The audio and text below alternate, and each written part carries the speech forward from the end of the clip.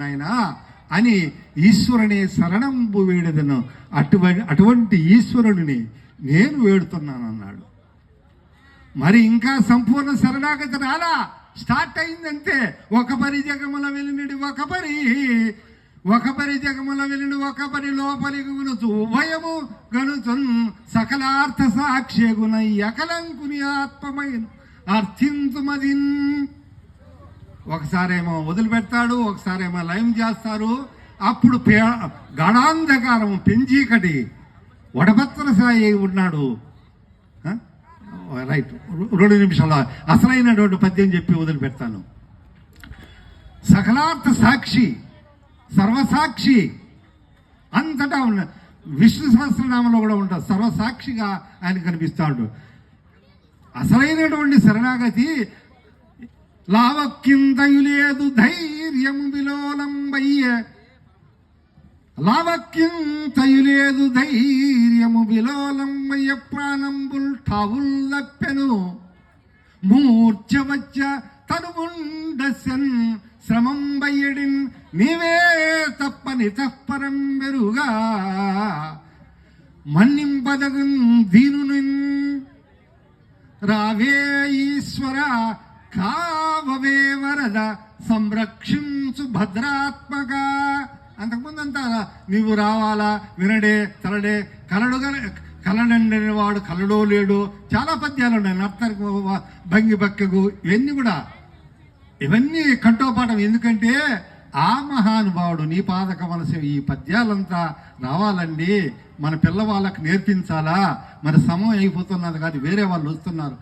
నా బలం అంతా అయిపోయింది, కొంచెం కూడా బలం ఉడికిపోయింది. ధైర్యము విలోలంబై, ధైర్యము సడలిపోయింది. నేను గెలుస్తానని నమ్మకం లేదు. మూర్ఛ వస్తాంది, తనుముండ శరీరం అంతా డచ్చిపోయింది. అటువంటి పరిస్థితుల్లో ఏమంటున్నాడు, నీవే తప్ప నితఃపరం వెరుగ, నీవే నాకు గతి, వేరే వాళ్ళు లేరండి, నాకు అవన్నదే నీ ఒక్కటే కావాలని. అన్నిధా శరణం నాస్తి త్వమేవ శరణం మమ, నాకు ఇంకెవ్వరు లేరు అని ఎప్పుడు ద్రౌపది ఎట్టయితే 2 చేతులు ఎత్తి ప్రార్థించిందో, అయ్యా నువ్వు తప్ప నాకు ఎవరు లేరు, ఇతరులు లేరు, కాబట్టి సంరక్షించు భద్రాత్మక, అప్పుడు నన్ను రక్షించేది నీవేనని భారమంతా ఆ దేవదేవుని మీదని వేసిందో. అంతటితో ఆగలేదు ఆయన, ఇంకా ఓ కవియోగ, ఓ ఓ ఓ మునీశ్వర, ఓ ప్రతిపక్ష విపక్ష దూర కుయ్యో నా మరాలింపు, నా మరి ఇంటున్నావా లేదా, అందరూ ఉన్నారని నాకు కనిపి వస్తాడా లేదా అని నిట్టూరుస్తూ చూస్తా ఉంది. బయలు ఎన్ని అంతా వస్తున్నాడా లేదా ఏమేనంత. అప్పుడు ఆయన అలవైకుంఠపురంలో ఉన్నాడు. ఎక్కడున్నాడు? పద్యాలు అయినా చెప్తే టైం అయిపోయింది, ముగింపు మాటల్లో చెప్తున్నాను, టైం అయిపోయింది కాబట్టి. శ్రీలక్ష్మితో సరసల్లాపాలు ఉన్నప్పుడు గజ ప్రాణ కుయ్యాలించి ఆ మొర వింటాడు, వినిపించినది. ఇంకా నీవు సిరి లేదు, ఏమి లేదు, ఆమెను పిలచలేదు, గరుత్మంతుని వాహనాన్ని పిలచలేదు, పరివారం లేదు, సిరికిని చెప్పుడు శంకు చక్ర చేదో సంధింపడు, ఏ పరివారము తీరడు, నూరారాయణ వస్తాడు పరిగెత్తుకో. దాని గురించి పోతన గారు శ్రీనాథుడికి సంభాషణ కూడా ఎన్ని జరిగింది కదా. ఈ పద్యం అండి అలవైకుంఠపురంలో ఇక్కడనే రాసినారు.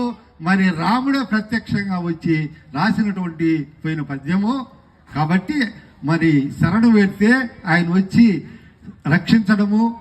ఈ కథ వింటే చాలు అందరికీ గజ త్వరగా చందనములు వస్తాయని ఆ పోతనా మాత్యులు వారు భగవద్ ఆజ్ఞగా చెప్పినారు. ఈ కథ వింటే చాలు, శరణు వేడితే చాలు. కాబట్టి అటువంటి పుణ్యం ఉంది. నేను కోదండరామ చరిత్రను రాశాను. తర్వాత పోయిన సంవత్సరము కోదండరామ శతకం రాసి, ఇప్పుడు రామచంద్ర శతకం మొదటి మిట్ట నిలయ రామచంద్రని రాసి వారికి అంకితం ఇవ్వాలని వచ్చాను. మరి ఈ అవకాశం ఇచ్చినటువంటి టిటిడి వారికి, పోతనపీఠం వారికి నేను నా హృదయపూర్వకమైనటువంటి నేను శరణాగతి వెళ్ళాను. అందువల్లే నాకు శరణాగతి తత్వం ఇచ్చినారేమో అని నాకు అనిపిస్తుంది. అక్కడ 5 పద్యాలు రాసి ఉన్నాను. మరి ఆయన అన్నీ తెలిసినవాడు కదా. కాబట్టి మీరు విన్నందుకు మనం ఆ భగవంతుని శరణు వేడి ఆత్మజ్ఞానాన్ని పొంది అందరూ బ్రహ్మానందముతో విరాజిల్లురుదుగాక. హరి ఓం తత్సత్.